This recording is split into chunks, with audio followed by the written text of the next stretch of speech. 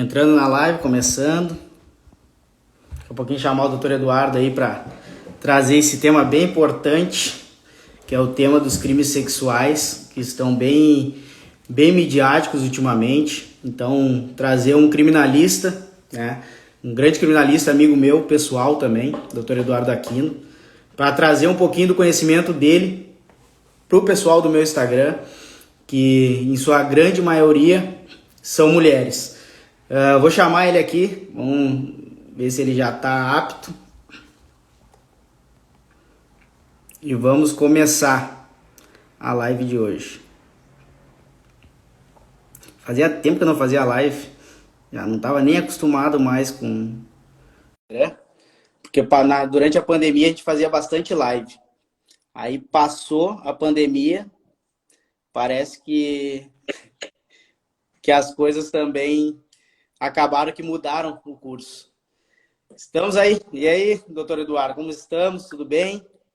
Primeiramente, obrigado, né, por aceitar o convite de vir participar dessa live, compartilhar um pouquinho do teu conhecimento jurídico criminal com o meu público aqui no Instagram, que desses crimes que são crimes graves, né, e crimes que eu também tive, ainda que eu não seja a minha área de atuação, eu sou advogado familiarista, por muitos anos atuei em crimes que envolvem as questões de crimes sexuais, tanto no Tribunal de Justiça aqui do Rio Grande do Sul, quanto na Defensoria Pública. Eu tive o prazer também de trabalhar contigo ali por um bom período. Eu que agradeço o convite, obrigado por convidar para a gente poder esclarecer alguns pontos sobre o crime de estupro e de importunação sexual nessa live de hoje. Importante dizer, antes de começar a live também, o doutor Eduardo é advogado, criminalista e também pós-graduando lá em direito, em processo penal militar. Então, é um advogado aí que hoje vai realmente desabrilhantar com esse conhecimento dele. Mas, sem mais delongas, vamos ao tema em si, né? Parar um pouquinho com essa conversa fiada, como muitos dizem, e vamos ao fato, os crimes sexuais. E dentre os dois temas que foram colocados ali para a gente abordar, na verdade, para que eu trouxesse, para que você pudesse abordar, são importunação sexual e estupro. Eu acho que a gente pode começar com estupro, que é o crime mais grave dentre os sexuais, né? Então, doutor Eduardo, por favor, nos explica o que é o crime de estupro. Então, de uma maneira bem simples, né? Que a nossa função aqui é tentar explicar de uma maneira didática, né? Sem aqueles jargões muito técnicos, jurídicos, né? O crime de estupro, na verdade, não é um crime contra a liberdade sexual. Ele protege o bem jurídico, liberdade / dignidade sexual, que é o direito de você dispor, né, da sua liberdade corporal. É um crime que está previsto no artigo 213 do Código Penal, que basicamente diz o seguinte: constranger alguém mediante grave ameaça ou violência a ter conjunção carnal ou a praticar ou permitir que com ele se pratique algum ato libidinoso. Então nós temos aí a aplicação de grave ameaça, no sentido físico, que é a aplicação de violência, e no sentido moral, que é a grave ameaça contra a pessoa. O outro aspecto seria a ter conjunção carnal, que é o coito em si, ou qualquer outro tipo de ato libidinoso, que não se resume àquele tipo de ato que se enquadra como conjunção carnal. Como, por exemplo, passar a mão nos seios de maneira forçada, beijar a pessoa de maneira forçada, entre outras questões. Sim. Muito também perguntam, e isso antigamente também era algo questionável, mas hoje quem que pode ser vítima, quem que é a vítima do estupro em si? É uma questão de gênero, não? Quem que pode, de fato, e quem que é a vítima do crime de estupro? Então, nós temos que, para explicar essa questão, nós temos que partir de uma análise temporal da legislação. Antes da Lei 12.015 de 2009, tinha-se o crime de estupro apenas como uma conjunção carnal. Então, a conjunção carnal era tida como aquela prática do homem com a mulher. Logo, a vítima do crime de estupro antes dessa lei era só a mulher. O homem, ele podia ser vítima de crime sexual mas quanto à prática de atos libidinosos, que era previsto no artigo em sequência do crime de estupro. Posteriormente a essa lei, o sistema jurídico brasileiro passou a adequar, conforme como os países México, Argentina e Portugal fizeram, uniram os dois tipos penais, né? Então, criaram um tipo único, prevendo a conjunção carnal e o ato libidinoso. Então, hoje o crime de estupro, ele enquadra, abrange tanto a conjunção carnal quanto os atos libidinosos, de forma que tanto o homem quanto a mulher podem ser vítimas, assim como podem praticar o delito. Então não é uma questão de gênero, de quem pode ou não. Atualmente, qualquer pessoa pode ser tanto vítima como praticante desse tipo de delito. Não, e isso é uma questão que também muito se aborda, né? As pessoas acham que somente, embora, obviamente, estatisticamente, disparadas, as mulheres são as maiores vítimas desse crime tão grave, também existem homens que também são vítimas de estupro. Que é o caso também dos grupos LGBT, que também muitos antigamente sofriam estupro e não era tipificado, né? Então, a legislação veio para abranger também todos os gêneros, independente, né, de qual seja. E trazendo também, entrando nessa mesma questão do estupro, e também quem poderia ser a vítima ou não, é importante a gente dizer que é um crime grave, né? E dentre os crimes graves do direito penal, também existem as penalidades. E nesse crime de estupro, qual que seria a penalidade para esse abusador sexual?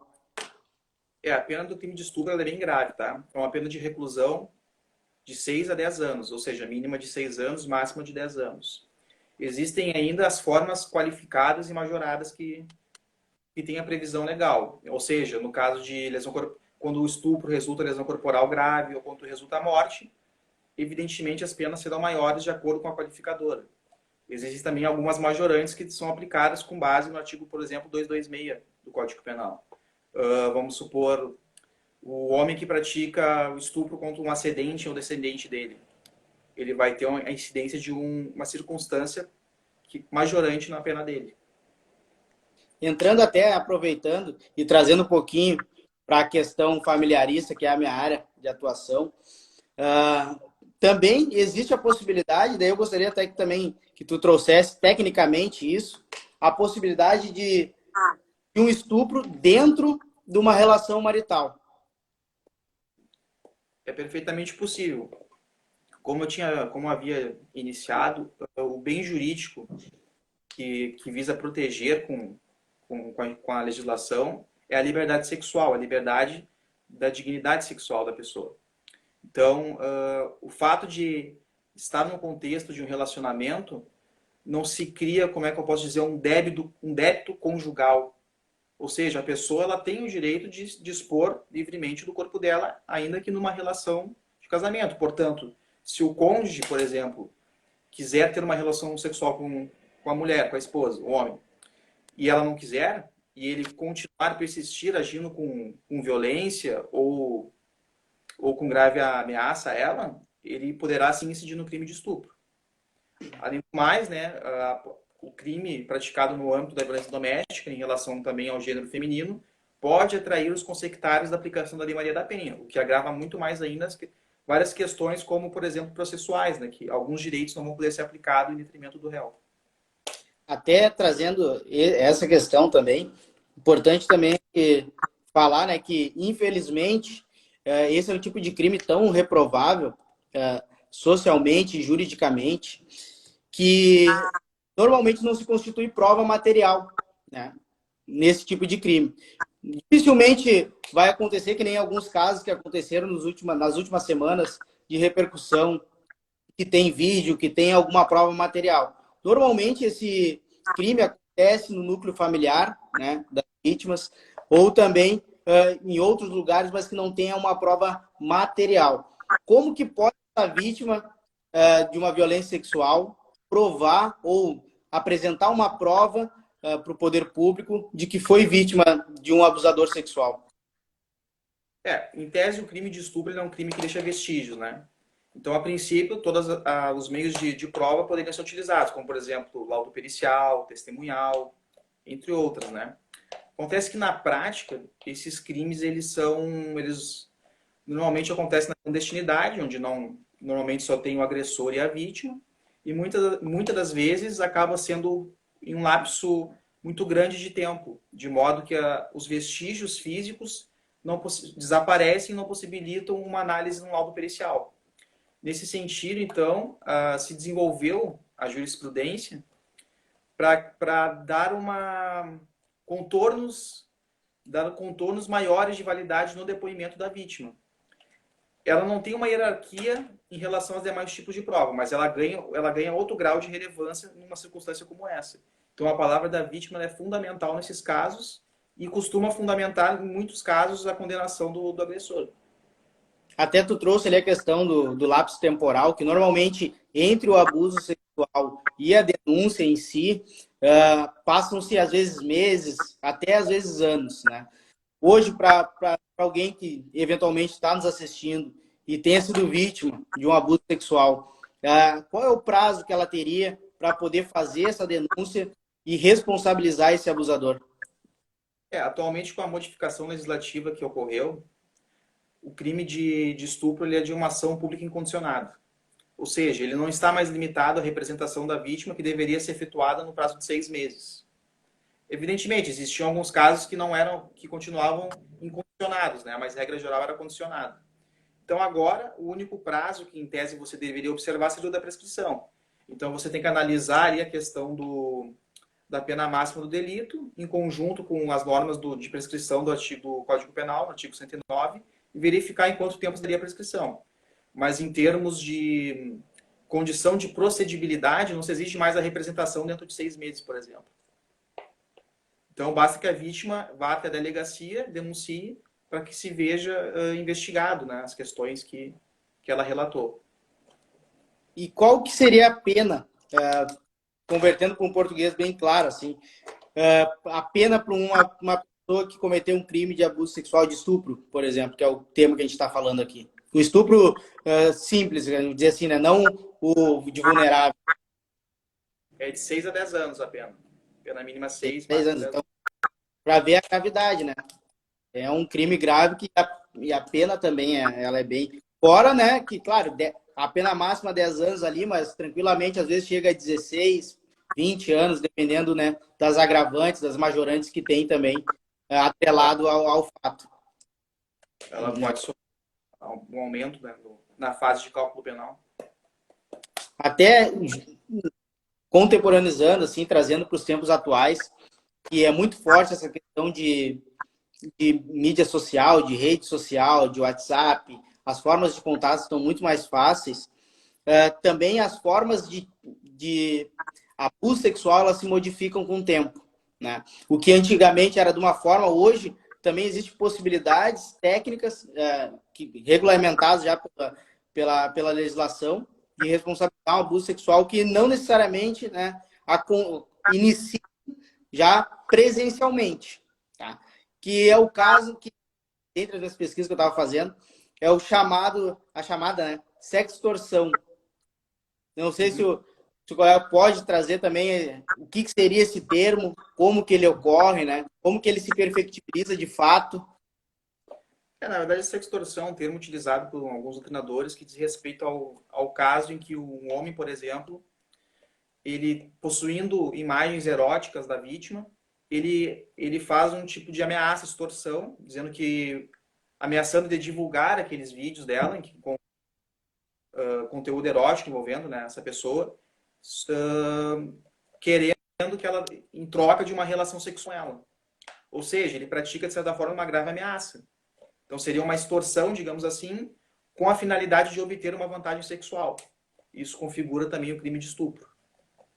E hoje em dia, se for ver, né, também, com as novas configurações familiares, se for ver, trazendo um pouquinho para o direito de família, que é um pouquinho também que entra, que vai entrar no que eu vou falar aqui agora, que é também os relacionamentos, eles se modificaram com a evolução tecnológica. Hoje, tranquilamente, existem relacionamentos em AD. Uma pessoa está no Japão, outra aqui, e as formas de contato afetivo, elas também se modificam.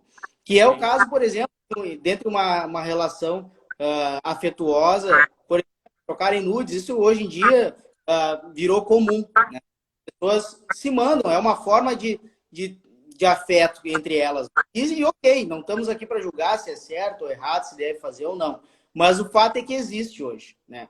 Então, esse tipo de crime, essa extorsão que a gente chama, é algo que é real, é presente, né, também, e é algo que a tendência é crescer cada vez mais. Porque numa dessas, por exemplo, alguém vaza uma foto dessa e alguém de má fé, ou de má fé não, de forma criminosa, pega essa foto para de alguma forma constranger a vítima para que essa pratique um ato sexual com ela, né? Então é um crime que é um crime moderno, vamos dizer, uma espécie de um crime moderno aqui também, que Mas, na verdade, configura o crime de estupro ainda, né? É uma prática diferente para cometer o crime de estupro, né? como se fosse uma evolução do crime, né? Que era o crime que era praticado de uma forma única anteriormente. Com o passar do tempo, ele ainda abrangeu um pouco mais. E é comum, né? Infelizmente, essa situação cada vez tem crescido mais de uma forma gritante. E até perguntar para ti, Eduardo, a situação que, como tu atua na área criminal de maneira efetiva, de fato, os crimes de estupro, os crimes sexuais, eles aumentaram, não vou te perguntar estatisticamente, mas o que tu vê na prática, os crimes sexuais, eles aumentaram ou simplesmente esses crimes estão sendo vistos, estão sendo denunciados através ali também da facilidade de uma gravação, de tirar uma foto, de gravar um áudio?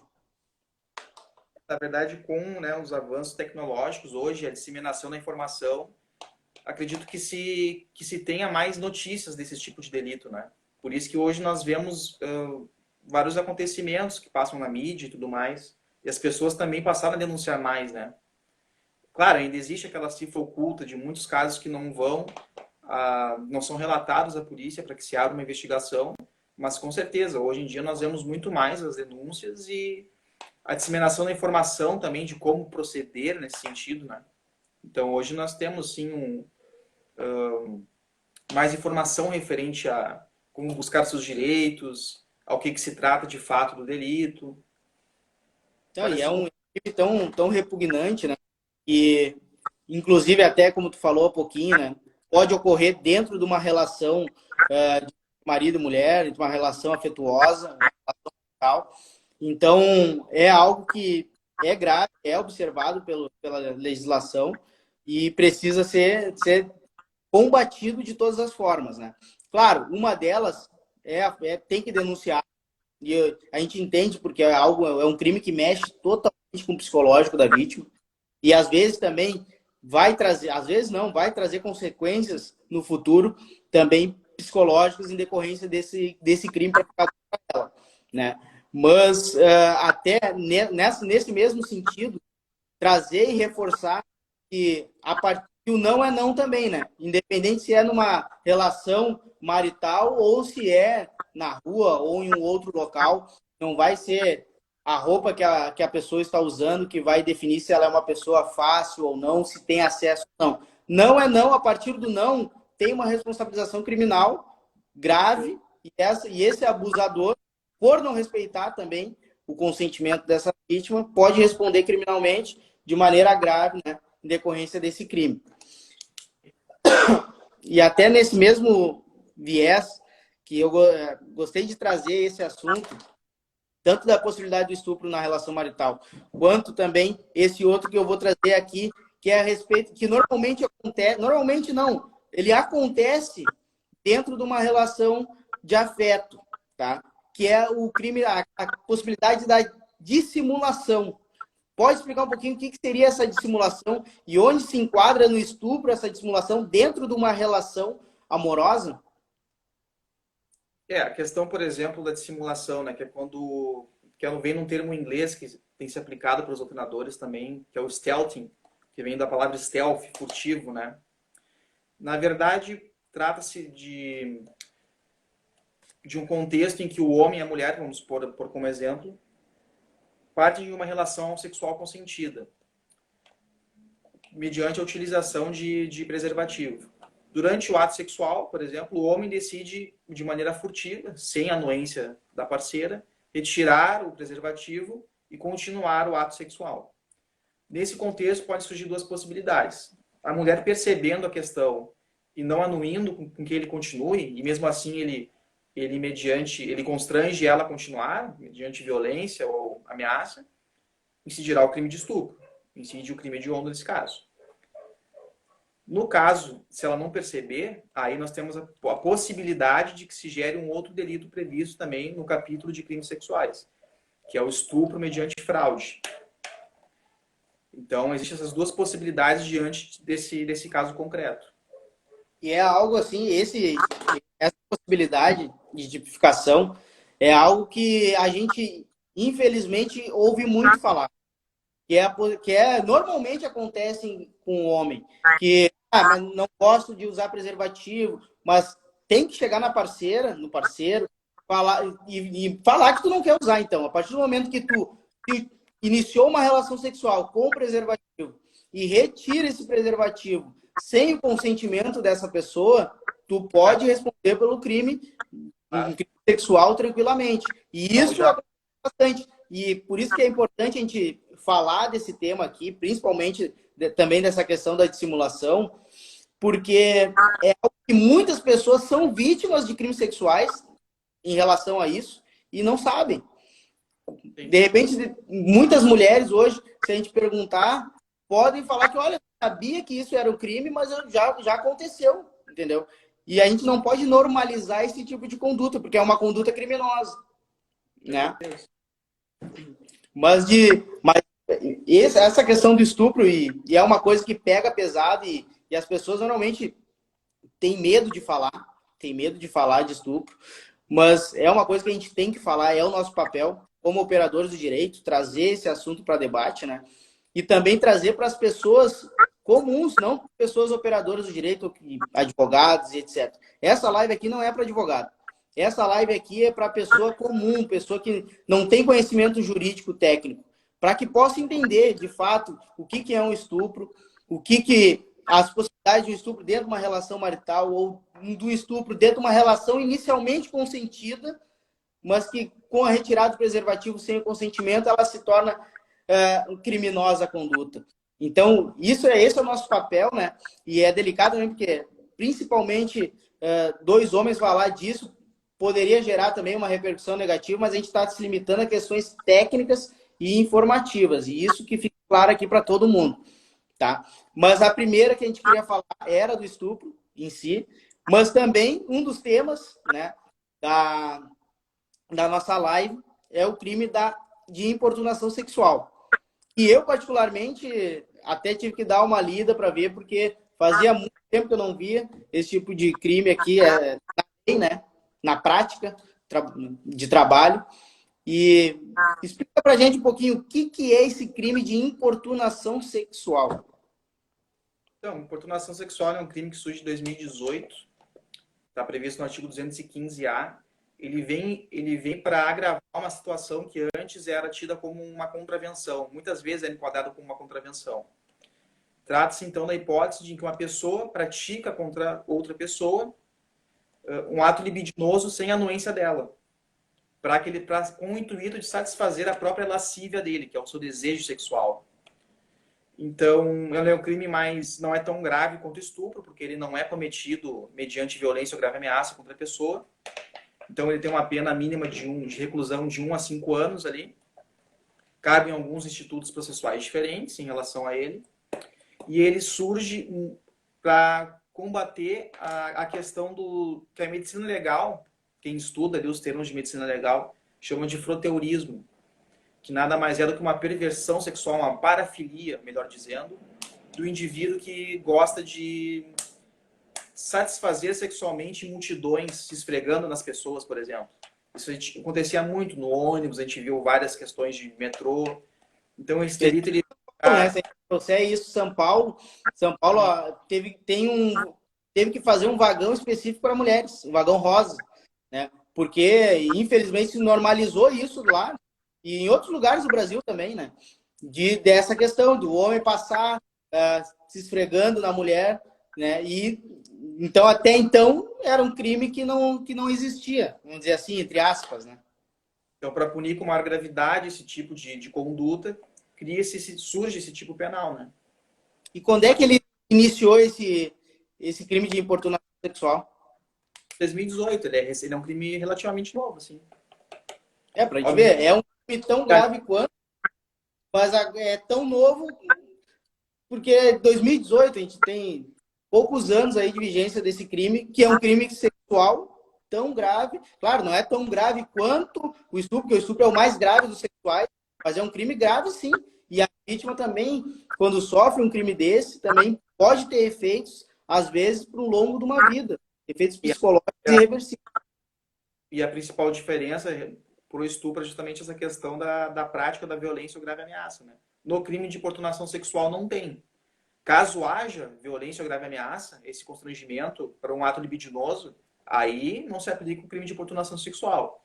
Aplica-se aí, em verdade, o crime de estupro. Fica absorvido, nesse caso, o crime de importunação sexual. Perfeito. E nesse crime, como eu te fiz a pergunta ali em cima, né? Quem poderia ser a vítima? Quem é a vítima, né? Não poderia. Quem é a vítima do crime de estupro? Agora eu te pergunto, quem é a vítima do crime de importunação sexual? Qualquer pessoa também. Aplica-se a mesma regra no crime de estupro. A gente chama de crime bicomum. Tanto o agente que pratica a conduta como a vítima, independe do gênero dela. Qualquer pessoa pode figurar como vítima, assim como qualquer pessoa pode praticar o delito. E nesse caso, qual a pena também para esse abusador sexual? Então, é menor do que a pena de estupro. Ele tem a pena mínima, a pena de reclusão de 1 ano a 5 anos. É pena menor. Mas se tu pudesse converter assim de maneira simples e didática a diferença entre o crime de estupro e o crime de importunação sexual. Tirando o juridiquês que a gente fala aqui, que advogado entende, e tem advogado que também não entende, né? Então, trazer de uma forma que fique fácil de compreender, para que as pessoas saibam diferenciar de maneira objetiva a diferença entre um crime, quando eu sou vítima de um estupro ou quando eu sou vítima de uma importunação sexual. Então, além das diferenças ali da pena, né, tu tem alguns elementos subjetivos que a gente chama diferentes. Por exemplo, o crime de importunação sexual ele exige um elemento especial do tipo, que é o intuito do agente satisfazer a própria lascívia. E isso já a doutrina não reconhece, é meio diversificado em relação ao crime de estupro, em relação a esse elemento especial do tipo. Mas, basicamente, a diferença é, como eu tinha dito, da presença da violência ou grave ameaça à pessoa. Então, ali no crime de estupro, você vai ter o agente que se valha da sua pujança física para submeter a outra pessoa a ter uma relação sexual com ela. E no caso da importunação sexual, é uma conduta menos grave nesse sentido, porque ela não tem essa aplicação de violência ou grave ameaça. Tem somente a prática desse ato libidinoso sem anuência da pessoa, que é justamente o caso da pessoa que se esfrega na outra no ônibus. Então você vê que tem esse crime ele surgiu para abranger essa conduta meio, sabe, que não chega ao ponto dessa violência do estupro, mas que é tão grave quanto em determinado sentido, até determinado ponto, né, ali. Caso Sim. contrário, como eu havia dito, em havendo constrangimento, em havendo a grave ameaça, ainda que seja ato libidinoso, a incidência do crime de estupro e não da importunação sexual. Então, deixa eu até ver se melhor, vamos ver. A diferença seria que o crime de estupro ele exige obrigatoriamente uma violência ou uma grave ameaça. Tem que ser, pegou a força, pegou de uma forma que agrediu, de repente, de alguma forma essa vítima, é estupro, não vamos nem pensar duas vezes, né? Independente se teve a conjunção carnal ou não.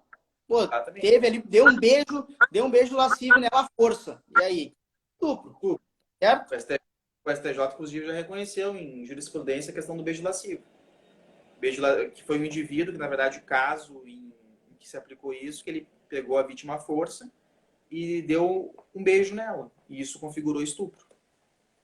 Pra gente ver que, né, o beijo roubado não é roubado. É um crime sexual, né?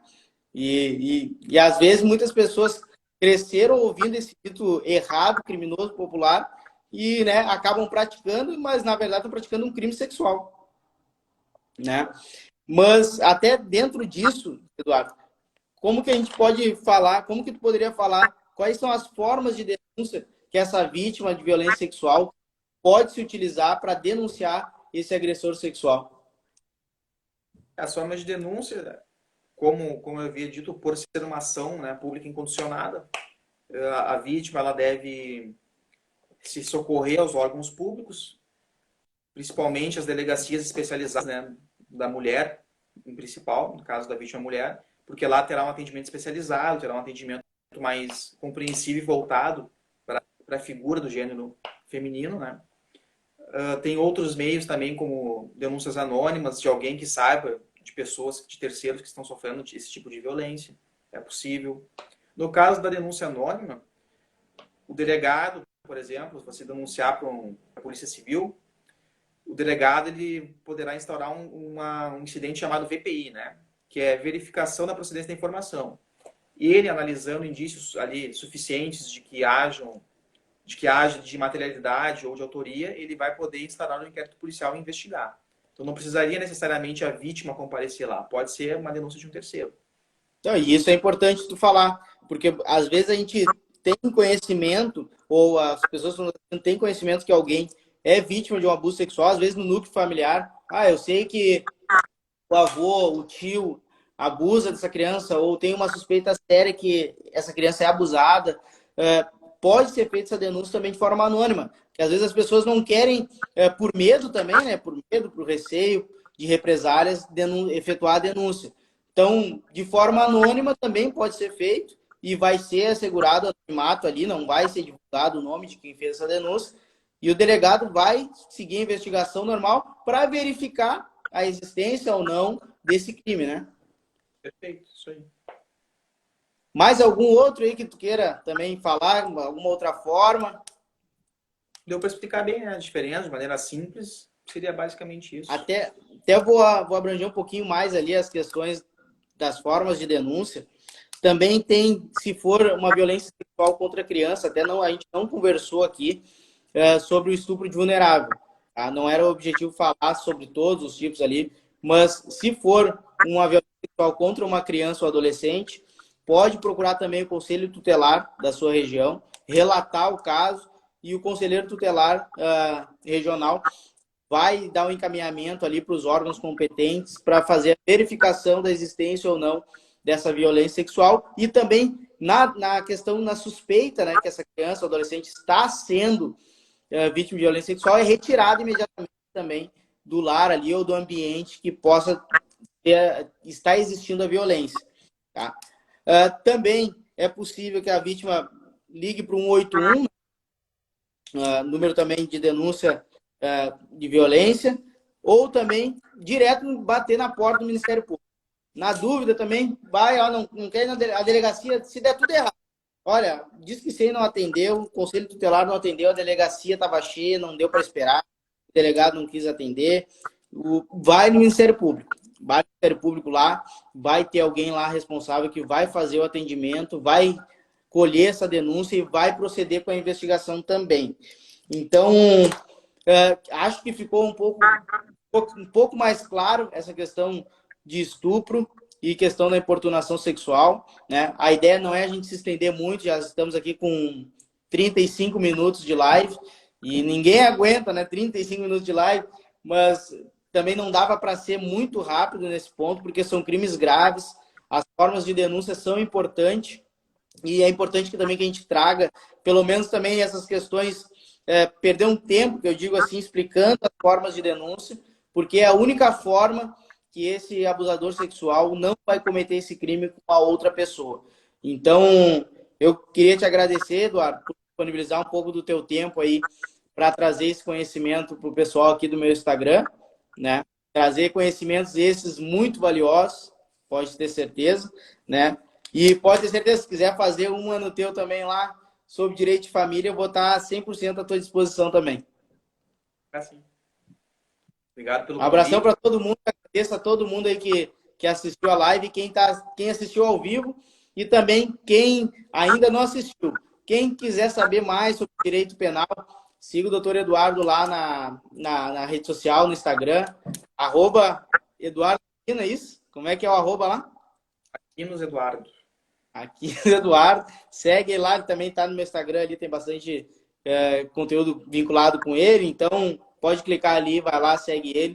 Tem bastante conteúdo bacana. Então, por hoje é só. Grande abraço para todo mundo e até a próxima.